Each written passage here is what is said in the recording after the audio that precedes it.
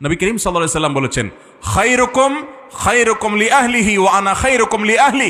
তোমাদের মধ্যে এই যে এত মানুষ, এই মানুষগুলোর ভিতরে যারা বিবাহিত, এই বিবাহিত মানুষগুলোর ভিতরে সবচেয়ে ভালো মানুষ সে যা তার বউয়ের কাছে ভালো, যার বউ তাকে বলে যে আমার সাহেব, আমাদের আব্দুল্লাহর বাপ, ওনার মতো মানুষ হয় না, লোকটা ভালো মানুষ।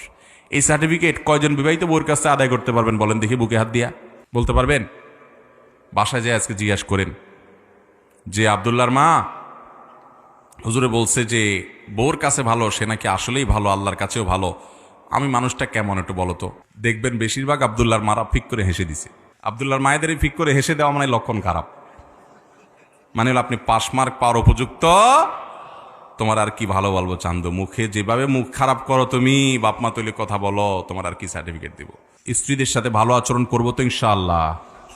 ইমানদার কখনো বউয়ের সাথে খারাপ আচরণ করবে? পৃথিবীর একজন মানুষ ভুল করবে না কিন্তু মাপ চাবে, ছোট হবে, তার নাম স্বামী। কারণ মেয়েরা, নবী রাসূলুল্লাহ সাল্লাল্লাহু আলাইহি ওয়াসাল্লাম বলেছেন, তাদেরকে বাঁকা হাট থেকে তৈরি করা হয়েছে। বেশি সোজা করতে যাবা ভেঙে যাবে। সব জায়গায় পোদ্দারি করবেন।